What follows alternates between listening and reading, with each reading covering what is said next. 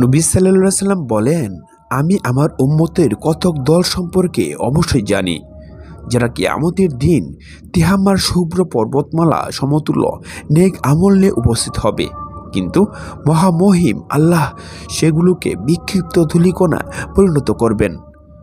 সাওবান রাদিয়াল্লাহু আনহু বলেন, হে আল্লাহর রাসূল, তাদের পরিচয় পরিষ্কারভাবে আমাদের কাছে বর্ণনা করুন, যাতে অজ্ঞাতসারে আমরা তাদের অন্তর্ভুক্ত না হয়ে যাই।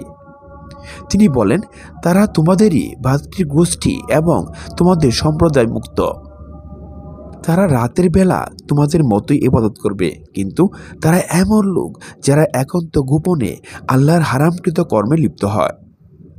হযরত ইবনুল জাওজি রাদিয়াল্লাহু আনহু বলেন, গুনাহ থেকে পরিপূর্ণরূপে বেঁচে থাকা, বিশেষত গোপন গুনাহ থেকে, কেননা আল্লাহর সঙ্গে প্রতিদ্বন্দ্বিতা করা বান্দাকে তার নজর থেকে ফেলে দেয়।